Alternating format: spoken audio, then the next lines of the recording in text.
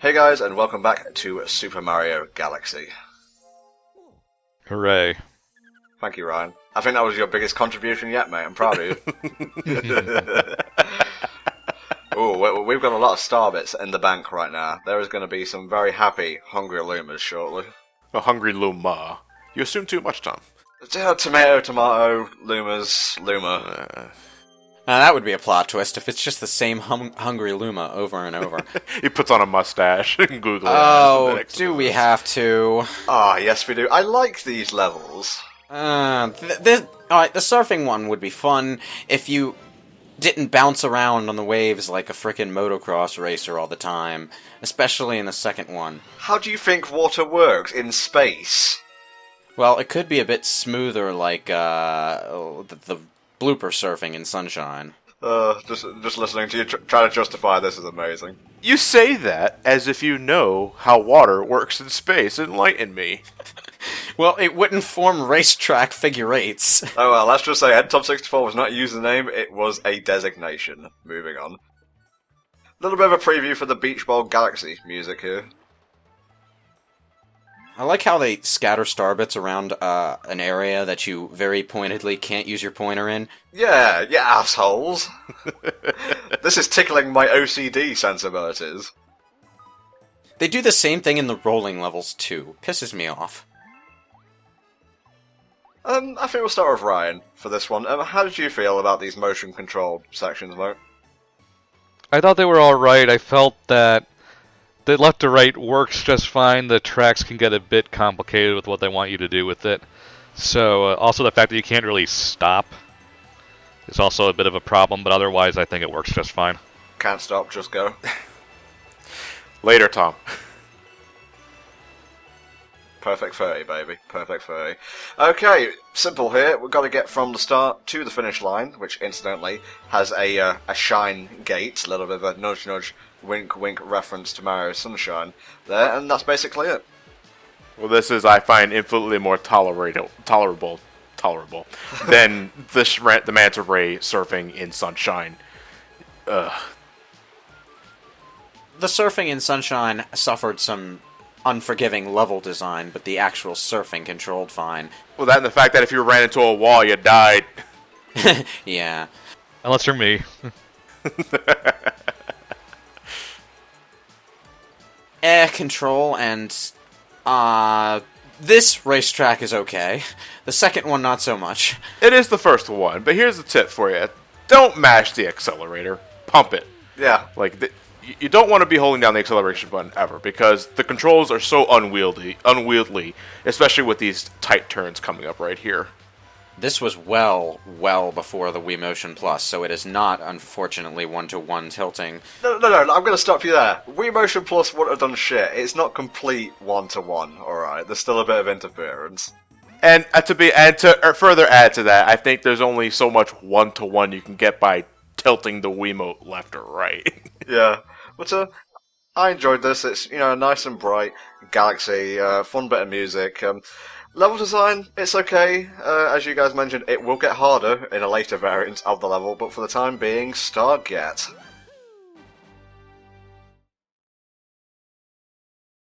This is a theme in the many domes of Mario Galaxy that sort of stops happening very late in the game, but there's usually 2 or 3 galaxies that are one-off. One of them is the boss, and the other are these really short mini-game galaxies.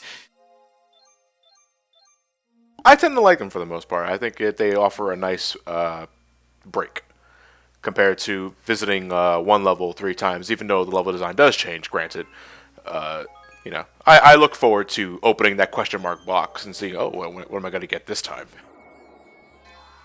In the later domes, though, some of the question mark blocks don't open until, like, you have a whole bunch of stars. Like, you could be deep into the next dome before that last question mark block will open. Well, they're like the expert tier, expert level break time galaxies. I will admit, this one initially turned me off the first time I played the game because it was just a big box made of switch blocks. It looked really, really cheap to me. How well known is Mario's bloodline? Because there's areas out in space that are basically taken from his first adventures. I'm going to interject and say that you're thinking way too hard on that one. I think trying too hard would be the appropriate term. Trying to make it just a wee bit too meta. Just once I'd like them to reference Cloudbush. I want them to take that one step further. Make it a boss. Hey, if you're going to do it, go crazy, mate. With artillery cannons? Oh, yeah, of course. Oh, okay, so you gotta have that. Now, this is, the themes of these, this galaxy is specifically is more of a continuation of the Platforms of Plenty levels in Sunshine, where the backgrounds often made no sense. They were throwbacks to classic Mario, and this is pretty much what Galaxy is doing as well. Only not as difficult, and with less of the bullshit slope mechanics of Sunshine. I like how the bottomless pits now have to, because this is in space after all, have a black hole for you to be sucked into. It's not nearly as violent as in Sonic Adventure 2 or Sonic Adventure 2 Battle, where you fall off like Final Rush or Chase, and you literally start burning up in the atmosphere. Come on, that's hilarious, though. It is, well, unintentionally, yeah. But here Mario's just like, oh no, goodbye Peach, I will see you in the next life. The boss is coming up next, but I want to get rid of this Hungry Luma's hunger pangs here and complete his galaxy, because I want to complete everything before I go into the boss thing, so the dome is truly complete. Yeah. You want to eliminate backtracking as much as you possibly can. It's understandable. 400, you greedy spaceman. I will say, I love this galaxy that's coming up. If I recall correctly, this is the Sweet Galaxy. The Sweet Galaxy, yeah. Yeah, the most ironic galaxy ever. It's made of candy and it's a treadmill. Also be the inspiration for practically every level in terms of design in Super Mario 3D World. Just me? I can sort of see it. It's very linear and it's focused entirely on platforming, but that's partially why I like it. Galaxy 2, and especially 3D World and 3D Land, had a lot more of a focus on just going from A to B and jumping over things, as opposed to Galaxy, Sunshine, and 64, which had more of an explorative bent. So you prefer the latter compared to the former? I prefer the platforming focus, and that's kind of why I prefer Galaxy 2 on a gameplay level. Yeah, same here. Yeah, I agree. I think as a game, strictly as a game, Super Mario Galaxy 2 is the better game overall, but in terms of an experience, and again, this is a very pretentious throwaway descriptive and could probably be applied to Majora's Mask as well, but as an experience, in terms of like levels, story, music, I think Galaxy comes out on top, but again, that's just me. Well, Galaxy has the level design and the presentation. Galaxy 2 eliminates one, but gives greater focus on the other, which in itself creates a fantastic result. It's a good sequel, that's all you really need. But how did you guys get on in this galaxy? I think it was the first one to give me a little bit of trouble, mostly this section here.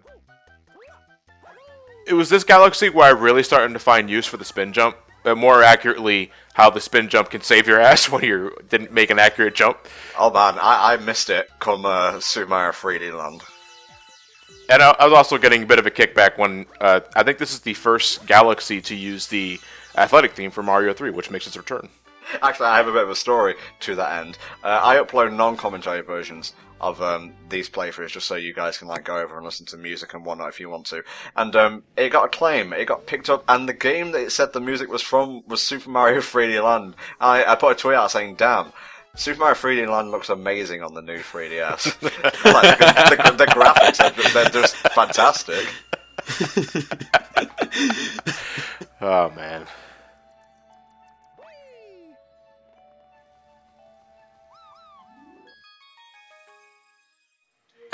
There is one thing that bugs me slightly about Galaxy 1, and that's Bowser Jr. being here for no reason. He just shows up before a boss fight that's totally unrelated to him. Well, you know, he shows up in Smash Bros. Uninvited as well, but I don't see you complaining about that. Oh, well, if you don't like Bowser Jr., you can switch to one of the Koopalings in that one. But, you know, in Galaxy 2, I'm fine with Bowser Jr. being there, but that's because you actually fight him. And this just seems like an unnecessary addition because they don't want to completely throw out Sunshine. Well, technically, and this is a technicality, you do fight Bowser Jr. to get one of the Grand Stars when he's on his Doom ship firing bullet bills at you. Oh, yeah, his miniature Doom ship. You know, I always forget about that one, but that's because it's not a very memorable boss. yeah, fair dues, very fair dues. Bowser Jr., superfluous is probably the best way to describe him. Anybody could be on that Doom ship. He's not even piloting Megaleg here. You know, it's just he just serves as a way to say, nah, we have all the Grand Stars. You're never gonna get Peach back. Here's a boss fight. Is it safe to say, like, when this game came out, he was still in, like, the, oh, I think you're a little shit tier? Nowadays, I've kind of cooled off to him, and he's actually a really good character to play as in Smash Bros. For Wii U and 3DS, but at the time I didn't care for him, and yeah, a lot of that is owed to Sunshine. I liked him well enough. It was just he had a really annoying voice. But then everyone had a really annoying voice in that game. I had an annoying voice at the time. Still do, actually. Don't even get me started on my voice. Jesus Christ. Well, let's not have a voice comparison and talk about the boss instead. This one's a pretty cool boss, actually. I kind of like this. Although speedrunning it can be pretty tricky because you're at the mercy of the bullet bills, as we'll see in a moment. But the music's great. The scale is great, even though, you know, there's very little chance of Megaleg ever stepping on you, especially if you just leap onto his foot straight away. Fun fact: this is an original concept that was based on the Ganon fight they were going to make for Ocarina of Time. Really? Yeah. Oh, I want to hear about this. What is this? What? Running around on Ganon's head, trying to lure missiles into his brain? Oh. Basically, you guys know Shadow of the Colossus, right? Uh-huh. Yeah. It was going to be somewhat like that, but they scrapped it because the N64 couldn't handle it, and they brought back the climbing on top of the big boss thing for this. That's another game we should cover, like, sometime in the future, but do it live, so you guys can just chastise me as I constantly fall off the Colossi and the like. I fucked up at my share of Shadow of the Colossus battles. I can't judge. There you go. I was just about to give you guys a tip on how to make this a little easier, and Tom just demonstrated what you're really supposed to do. Couldn't even fit on the planetoid he was assigned to, but I guess that's where the Mega part of his name comes from. Mega evolved before it was cool. It's like when you're on a diet and you get like a smaller plate and then put food on it, so it's to trick your brain into thinking you're eating more. Again, just me? Okay. You're too hard on yourself, Tom. Don't judge me, okay? I got a Grand Star. I'm alright. Yes, you got a Grand Star. It only counts as one, though. Ryan. Why do they only count as one? I know, yes, technically it's only one, but they're bigger. Well, it was only one Luma who turned into a Grand Star, and I guess we could talk briefly about Luma lore, like all the different coloured ones. Like that blue one there will turn into like a Sling Star, or a Grab Star, or a Pull Star, or whatever it's called. Yellow ones become Power Stars. Green ones are magical Power Stars, and so on. I don't know what Rosalina's black one turns into. Maybe like a black hole or something. In which case, don't keep him on the observatory. Chuck his ass into a black hole himself. Don't piss him off. There's also the Red Luma, which becomes an incredibly awesome, however, horribly limited power-up that we'll see later down the road. So disappointing. So disappointing.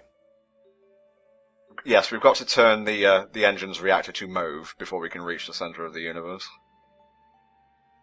Yeah, that would help. Having working jet thrusters is usually a good thing on a spaceship. How do you determine the center of the universe? There's a massive flag there. It says center of the universe on it. Oh, I didn't see that. Yeah, that was some National Geographic shit, but like... Oh, it even has neon lights. Yeah, pretty much. Neon signifies the center of all things. Center of you, center of me, center of the universe. See you guys next time.